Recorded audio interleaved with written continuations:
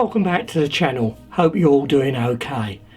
Now, Roundiverse this week was hosted by Eric, Kyron Davis with Sean Tracy. So let's have a look at some of the highlights from this week's show. Now, this was pretty interesting. Some new improved AI combat.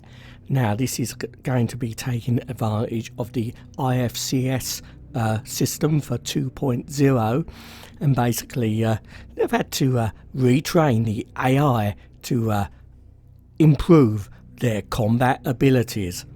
Now, they are trying to give the AI specific flight characteristics. For example, if you get on the tail of an AI in a fighter, you'll be able to chase them, but as you pursue them and start to actually score some hits on them, they will then get a bit more desperate and aggressive and actually fight back even harder. Be interesting to see how this develops over time. Now, they're also giving the AI specific commands and obviously programming so that they're able to take advantage of controlling larger ships like the Constellation, where they can actually aim their turrets at anyone actually firing on them. Obviously, work in progress. AI needs a lot of work, so any improvements is most welcome. Now, we saw that they're putting into a lot of work improving the sound design for the ships when you're flying them.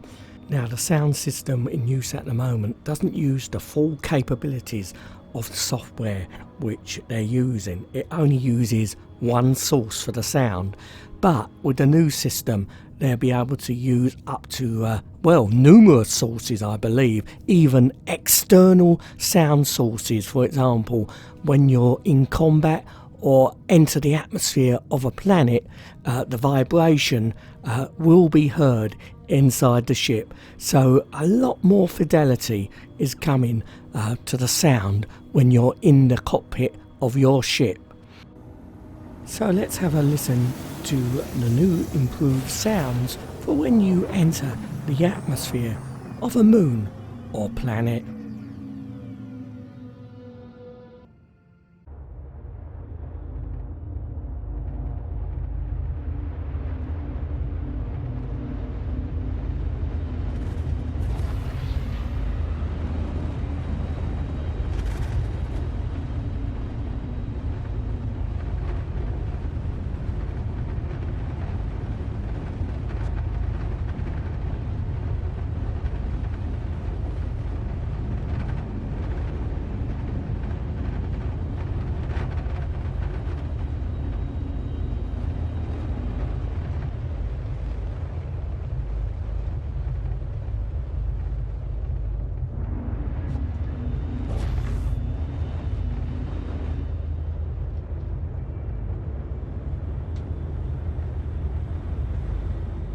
They're continuing to improve the quality and the fidelity of the character and animations, for combat and general everyday animation use.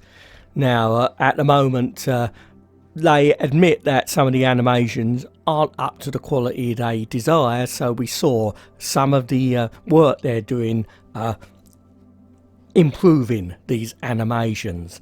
Especially my favourite, the lifting of the box animation.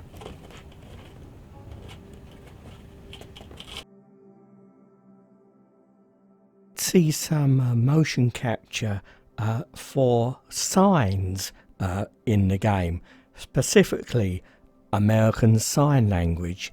Now, this is going to be using a limited amount of signs, so it will enable hard of hearing or deaf people in America to use some basic signs in the game.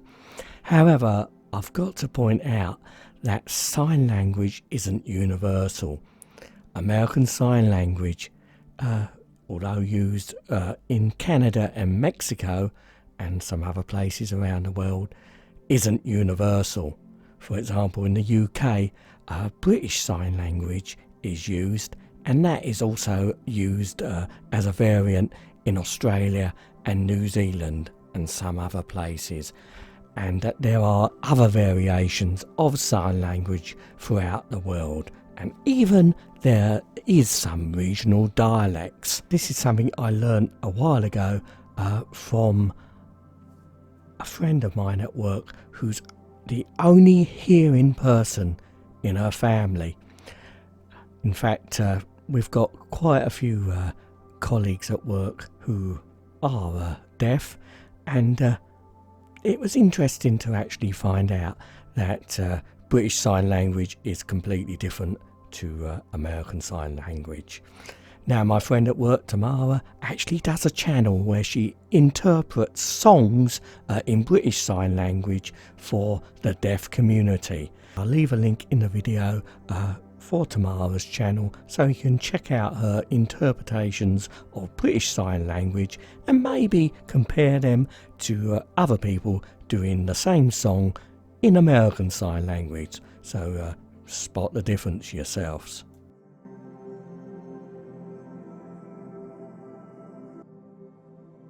Now, Reverse the Verse this week featured two parts.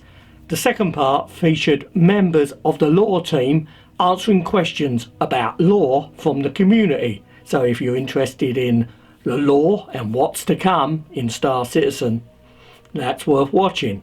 However, the most interesting part was the first part, which featured Erin Roberts answering questions from Gerard Huckleberry, and some of the questions put to him was pretty interesting. Now, one of the questions put to Erin Roberts by Gerard Huckleberry was, why didn't Squadron 42 come out several years ago if a lot of the levels were in grey box?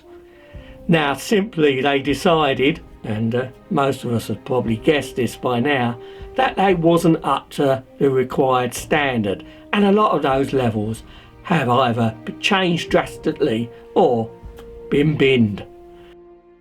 Now, Erin Roberts went on to tell us that Squadron 42 is the priority. Well, that's no surprise to many of us. We've known that for quite a while. And he did say that if resources were tight, developers would have to be pulled off sometimes off working on the PU onto Squadron 42. However, obviously a lot of what's going on in Squadron 42 will trickle down into the PU. He also did say that Squadron 42 would not be released until they deemed it at the absolute highest quality compared to other AAA games being released now and in the future. Now, the roadmap has been updated, so that's well worth looking at, but of course you've got to take the caveat that a lot of things in that roadmap could well be moved out, or maybe some surprise features may well come in. That's what Erin Roberts suggested when he answered questions from Gerard Huckleberry. Now, I'm sure a lot of the more full-time YouTubers who do Star Citizen, those young guys, will do dedicated, detailed analysis of the roadmap for both Star Citizen, the PU, and Squadron 42. Now, for me, I always look at the roadmap and just basically think, well, we'll get what we'll get. I don't get too excited by what's on there because I know things are subject to change. But hopefully, from what I can see for the Star Citizen PU roadmap, there's quite a lot of exciting things to come over the next year. Of course, some things are missing, but, well, the priority is Squadron 42. So that is how it is. It is what it is. But still, there's still going to be a lot to look forward to in the coming year. Well, thanks very much for watching. Hope you enjoyed this episode. Please don't forget to like, and above all, if you could share the video, and if you haven't already, please consider subscribing. Would help the channel a lot. So until next time, wherever you're watching out in that big universe. You take care, and hopefully I'll see you all sometime soon. And finally, here's a little bit of British Sign Language. It's all I know, really. Thank you, and goodbye.